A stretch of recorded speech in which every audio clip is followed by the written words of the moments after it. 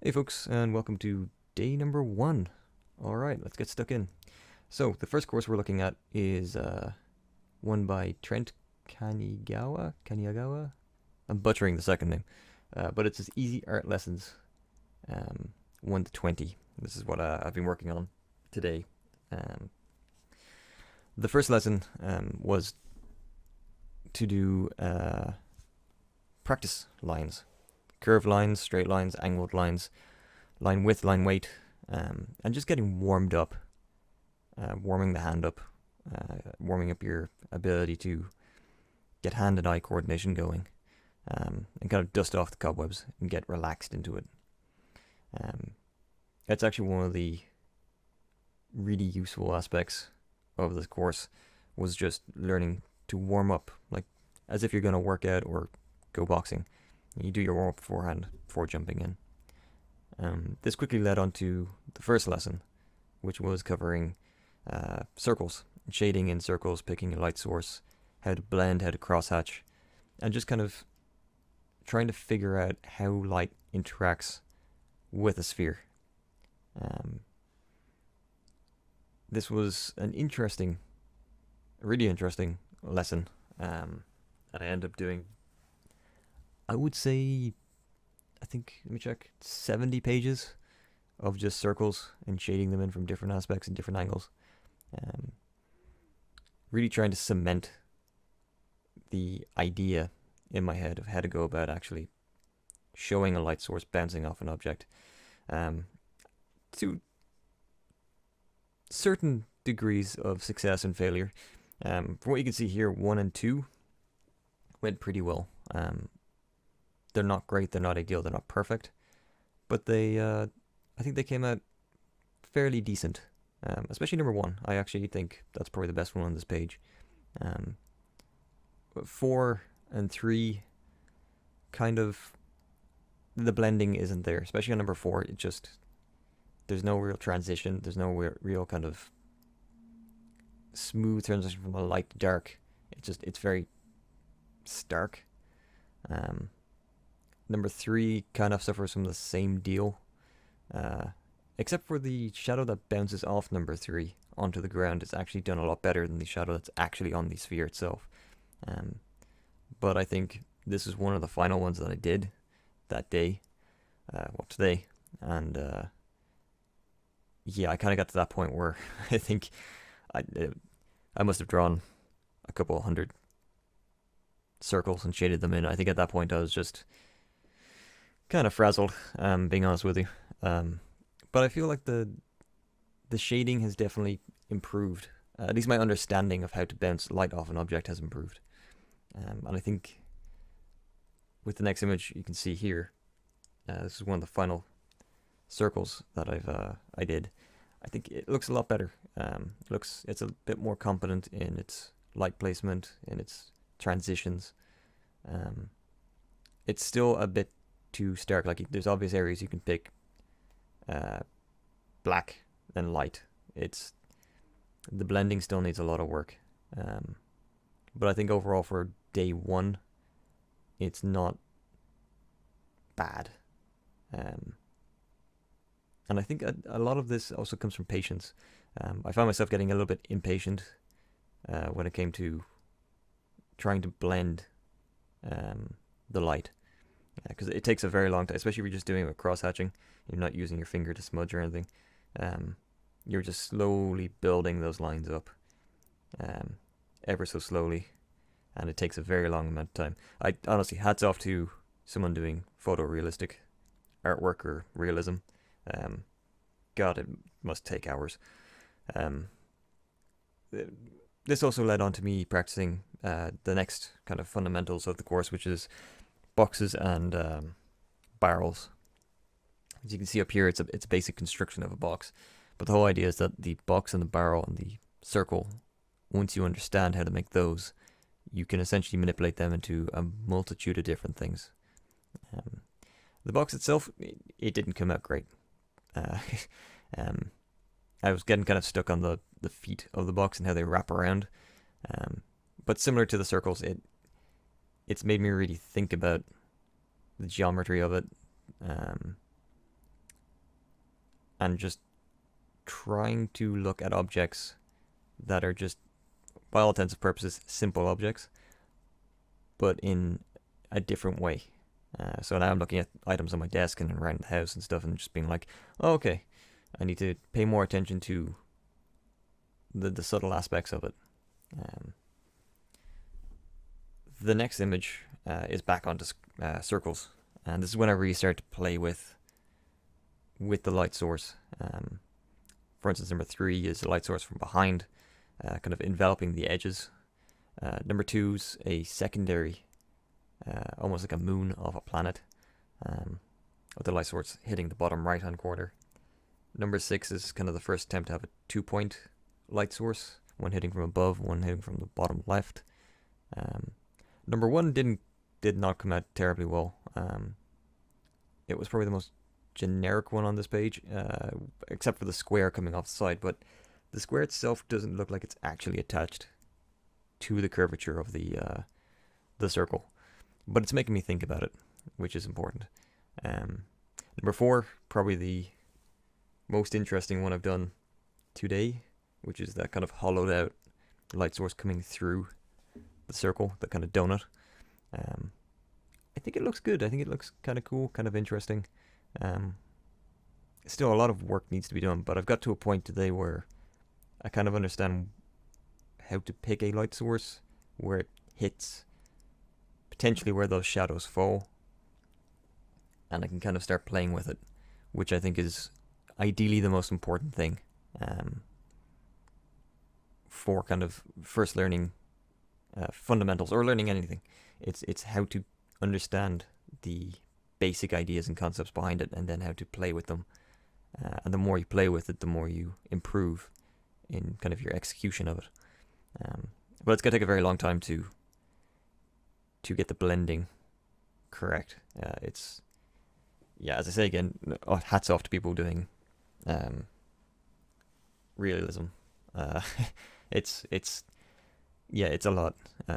It's even just trying to get away from the frustration of having to shade in something for so long. It's tough, but definitely eye-opening.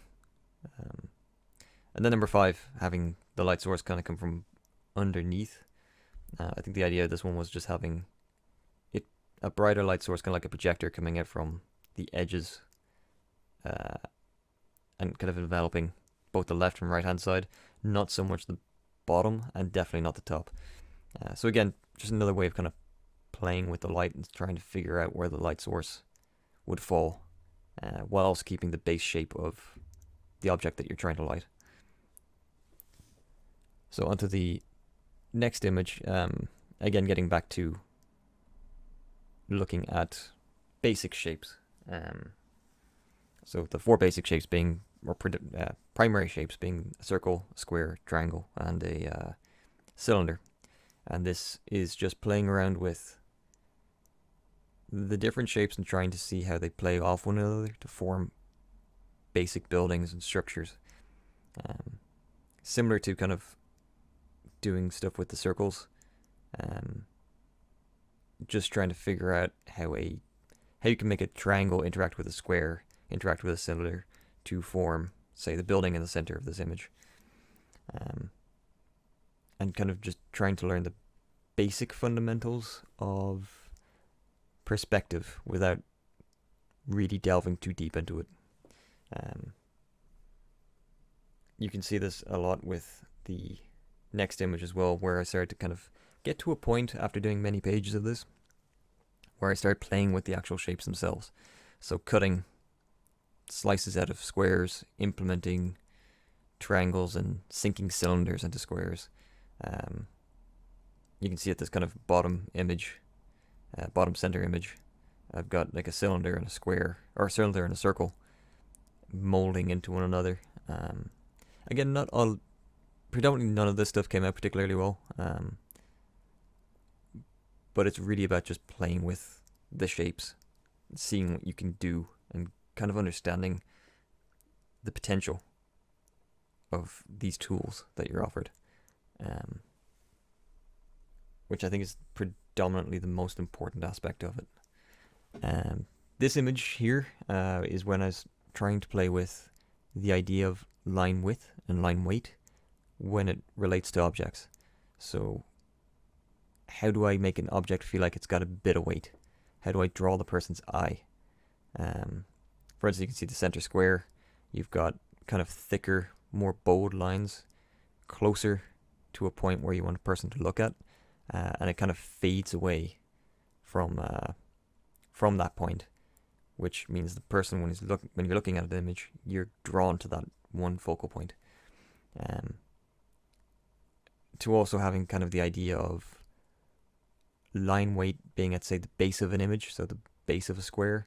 Not only does it give a bit of weight to the object, but also helps with lighting as well. So now I'm not just thinking about lighting from a source that's onto an object, but I'm actually now thinking about the actual weight of the object is also affecting that light that's hitting it. So getting into a bit more complexity, I suppose, and the balance between hard and soft, which again is going to take a very long time to truly understand and get to a point where it looks well. But just being able to actually think about this stuff now and actually understand it to a little degree, I think it's been a very productive day so far. Finally, one of the last images of the day is this, when I was playing around with the Wacom tablet. Yeah, there's not much to say about this one. It's kind of more of the final images of the day, where I'm just kind of playing around with a few final circles, lighting on a square, and for whatever reason, some base anatomy that did not turn out very well. But I think the circle in the middle came out decent-ish. I was very much trying to get used to using a graphics pen. Another thing I decided to do as well is practice anatomy. Now, this is something I've been trying to figure out all my life. But again, haven't really dedicated too much time to it. But the whole thing about having the basic explanation of circles and cylinders interacting with one another and building that dummy, it just never really worked for me, and I could never really get anything particularly great out of it. Until I came across my favorite YouTube channel for art, Sikirosis. Oh man, I don't know what it is about art channels and just them having difficult names. But the link and names on the screen right now to their page. But he has a absolutely amazing breakdown of how he draws his poses, and it all begins with what you can see at the bottom there. It's like a lightning shape for the legs and arms, and a basic cylinder or sphere for the head, and then just connects it with a straight up kind of vertical line. When I watched how he did it and how he manipulated it, it just really, really clicked in my head. The image at the top left is actually one of my very first attempts with pen at implementing it. And I was kind of very surprised, really, really surprised at how it came out. Like it has a lot of issues. It has an awful lot of issues, but it looks like a human being on paper, which is something I never, ever could achieve. And I'm just kind of like, it is such an underappreciated channel on YouTube. I'm going to do a channel highlight of channels that I very much recommend. His channel and what he has on it is just, the guy should be very well known. For me, it works very, very well. At the bottom, you can see the basic breakdown between a man and a woman. So the predominant difference being the triangle in the middle of the chest for the woman to figure out where the breast placement is. As to how to go about constructing the human form. You're going to be seeing an awful lot of this, because I'm planning to practice this with predominantly pen. I really dislike using erasers. I find that I get stuck into a thing of consistently erasing the same arm when I should be just being... I should just draw 100 arms instead of just trying to erase and fix the other one. So you're going to be seeing an awful lot of this kind of pose done in pen to try and really nail this down, because it really works. It works so well. I'm shocked at how well it works. And then finally, leading on to the final piece for today, these 2 eggs. I don't know what I was doing with them. I don't know why. But I don't know. I kind of dig them. There's yeah. I honestly don't know what I was doing with this. I think I reached that point in the day when my brain kind of shut off and I just started messing around with stuff in Clip Studio Paint, and this is the result. I don't know. I kind of like them, so I thought I'd include them. To try and break up the monotony of the spheres and the shapes and the human anatomy that turned out oddly alright. But hey, this is day 1, and I'm pretty happy with how it's gone so far. It's been good. Again, Sickerosis. God damn it. YouTube channel is amazing. Trent's course so far is very to the point, very informative and instructive, and yeah, I'm feeling good about it. It's again, this is day 1, so God knows what day 2 is gonna hold. But yeah, I hope you guys kind of enjoyed this little insight into the day. And yeah, you'll join me for tomorrow when I give you my second day's update. I'm gonna go crawl into a bowl before we eat some dinner. But yeah, if you like this channel, again, if you like supporting it, subscribe, hit that like button, potentially hit the bell button, but honestly, this thing releases at 6 p.m. GMT, so don't really rely on the algorithm. It's probably not going to update you anyway. Or, don't. Just have a wonderful day and a wonderful evening and a better tomorrow. So have a good one, guys. Cheers.